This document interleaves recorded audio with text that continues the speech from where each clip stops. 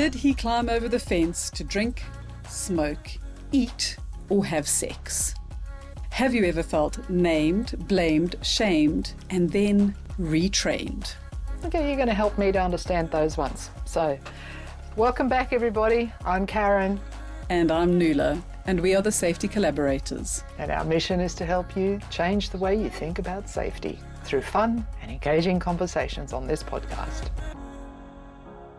Okay, Nuals, you're going to have to help me with those two opening questions. Where are we? Right, really, it's around having a look at the two areas of the 5 principles of human performance we're going to focus on today. Mm-hmm. So the first one is blame fixes nothing. Mm-hmm. If something goes wrong and the person, let's say in this instant, had climbed over the fence to go and try and fix something because that's what sounded like the best idea at the time and made things worse, he was trying to do his job. So if he wasn't going over the fence to drink, smoke, eat or have sex, there's no point in blaming him for what went wrong. Gotcha. And the second one was having a look at that learning and improving is vital and learning is deliberate. Because what so often happens is that something goes wrong. We feel like we have a spotlight shining on us. Nuala did it. So I'm immediately feeling blamed. I'm feeling publicly shamed. And then what happens is HR gets a call that says, Nuala, bleep, bleep, bleeped up here. She needs to be retrained because clearly she can't do her job.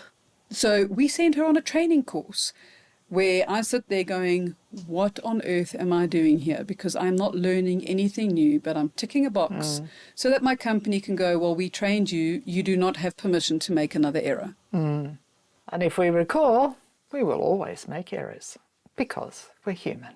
Exactly. And error is normal. And how different would our work environments be if we could accept that error is normal and we cannot design things to be perfect?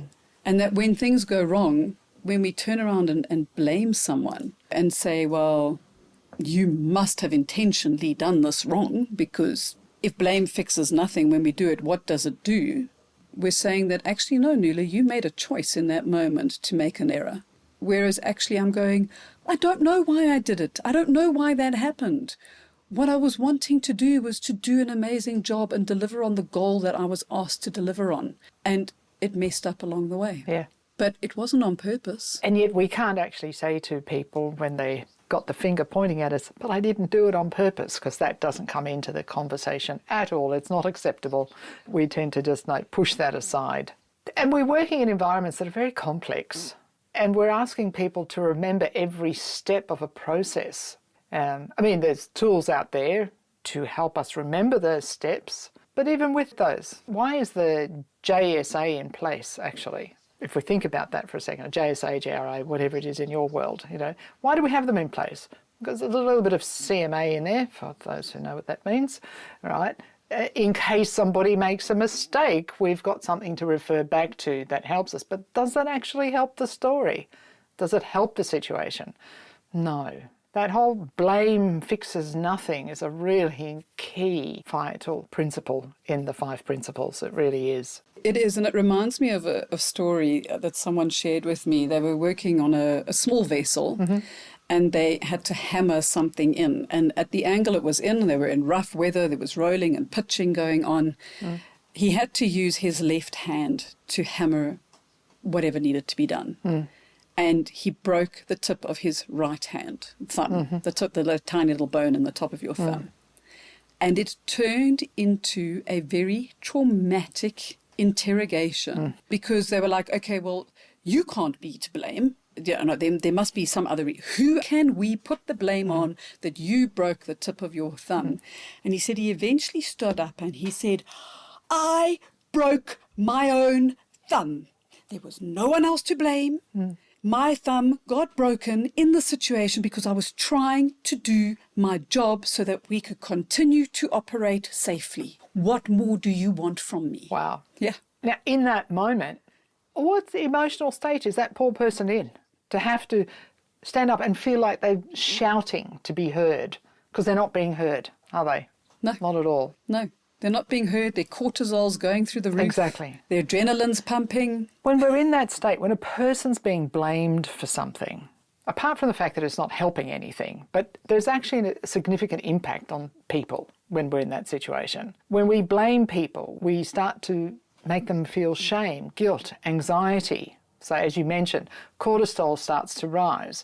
That guy, he actually stood up for himself. But how many don't? How many don't stand up for themselves? And they'll actually shut down and they'll actually go into protect mode. So they may either go into fear flight or they'll just say, yes, sir, 3 bags full, just to get you to stop blaming them for something. You know, to stop the conversation because they're probably feeling pretty bad that something went wrong anyway.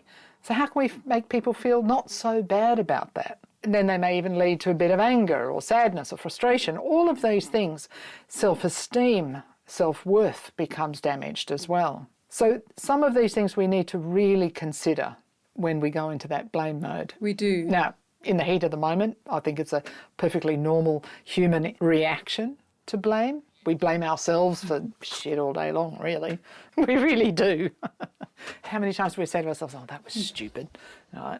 In that moment, we're blaming ourselves. Yeah. What if? Yeah. If only I'd, you know. Yeah.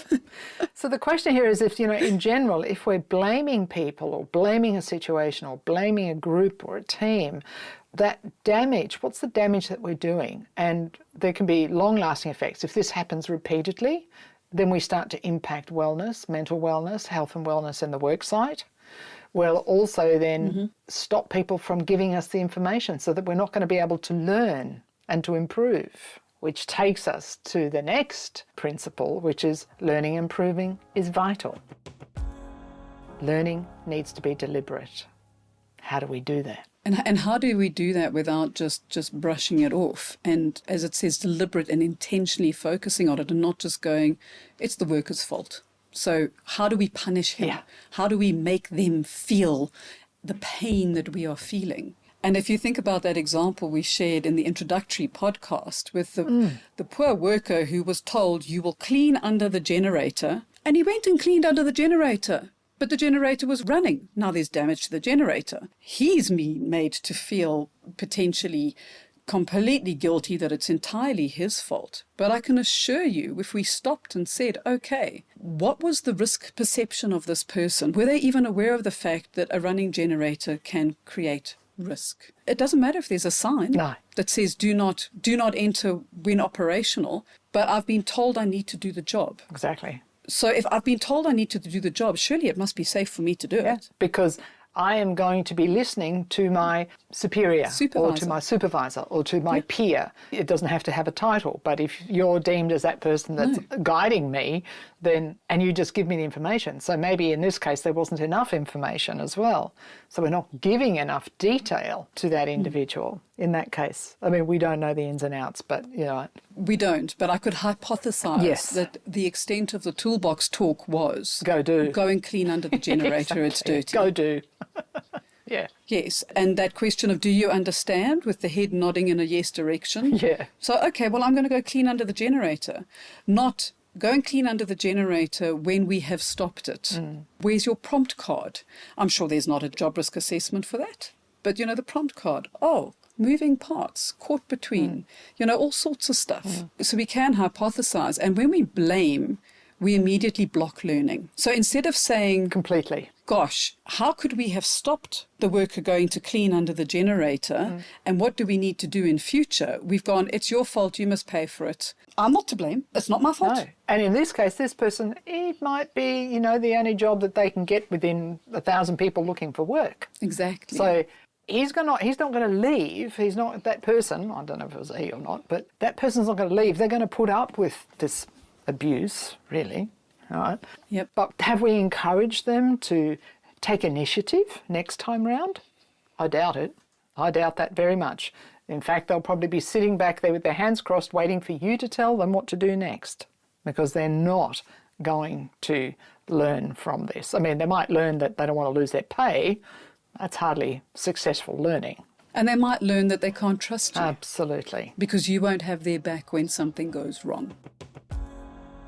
So the questions that we have for you is, how does learning happen in your working environment? How do you treat even some of the smallest incidents or small errors? How do you actually deal with those? You might ignore them. You might overreact. You might be somewhere in between. Yeah. So I guess that leads us to, if you want to create a learning environment, how do you create the opportunities for that improvement discussion?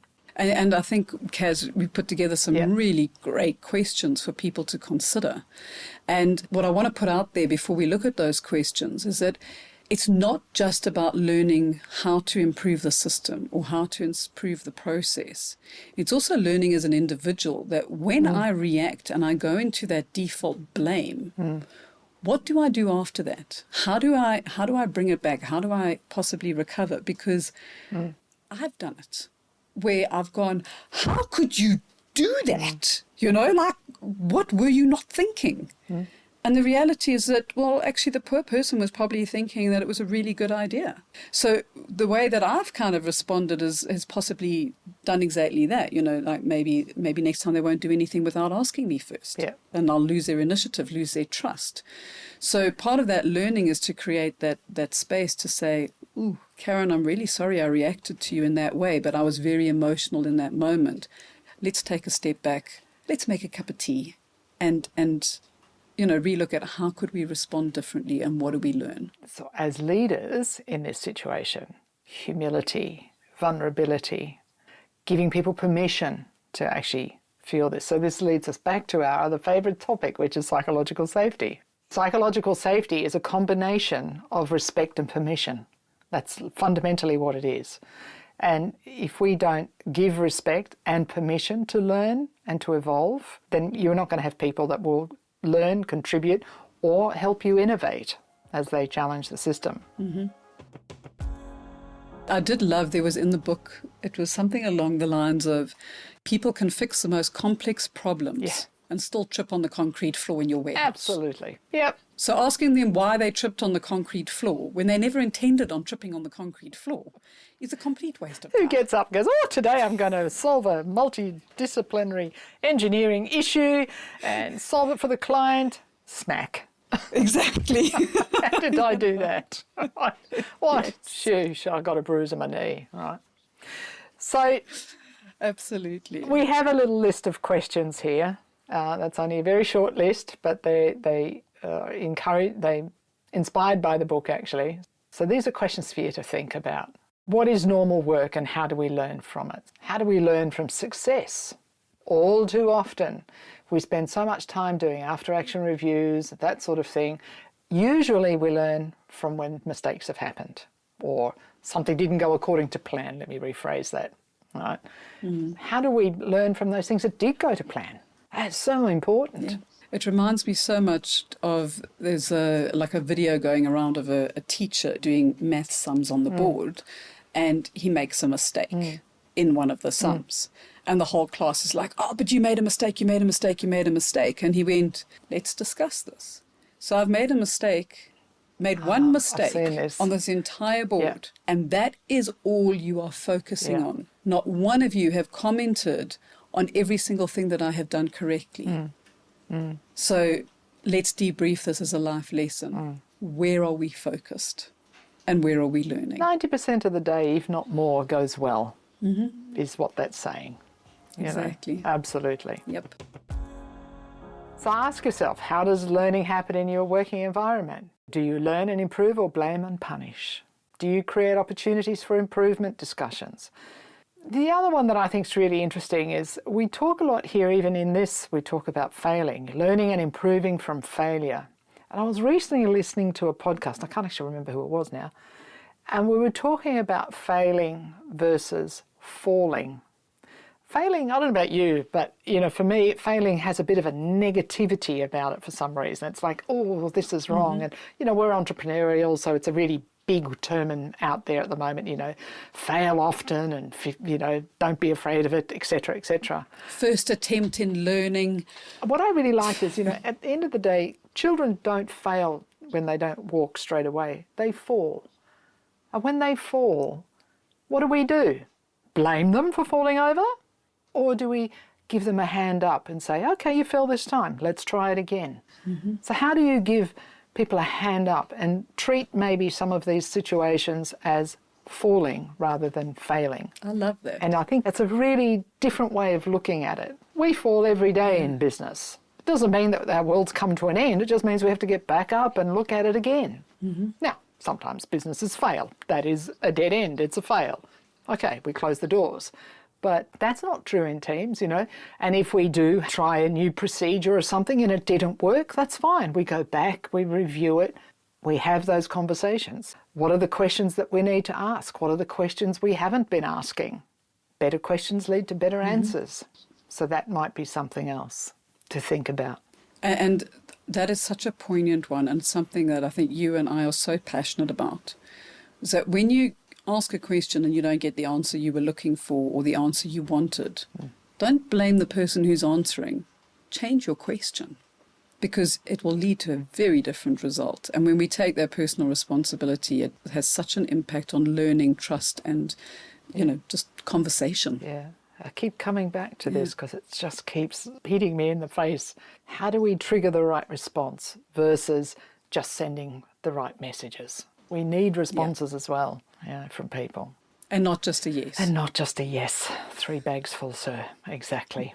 Exactly. I don't know why, but I suddenly thought we could all be black sheep and stand up for ourselves. Exactly. Just do something different, or be like a llama, and if you don't agree, spit at someone. At least there's feedback. Exactly. Which brings it into, you know, how do we encourage feedback and build on the feedback loop? Yeah. It doesn't mean that we're always going to hear what we want to hear. Oh, hell no.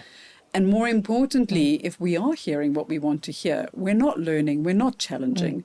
All we're doing is having sheep follow us, and not the ones who are going to, you know, stand up and go, I'm the black sheep of this I team. see what you did there. That's very cool. Oh, brilliant. So if you're looking to work through some of these questions to build effective learning strategies for your organisation, for your safety culture movement forward, growth, then email us at hello@safetycollaborations.com. Our next episode, the final of this trilogy, we'll look at the final 2 principles of human performance: context influences behaviour, and how you respond to failure matters. And that's probably my favourite one. Oh, absolutely. Individually and as leaders. Absolutely. As always, thank you for joining us today. Always lovely to have that conversation that matters. We'll be delighted if you share this podcast and hit the subscribe button on your preferred podcast platform, whether it's Apple, Spotify, etc. There's lots of them these days. You can connect with us anytime on our website, safetycollaborations.com, where you'll also find the show notes for this episode and any resources that we come across that are helpful. And we're easy to find on LinkedIn. Look for Nuala Gage or Karen Avari, and follow our company page, Safety Collaborations. Till next week, stay safe, stay well.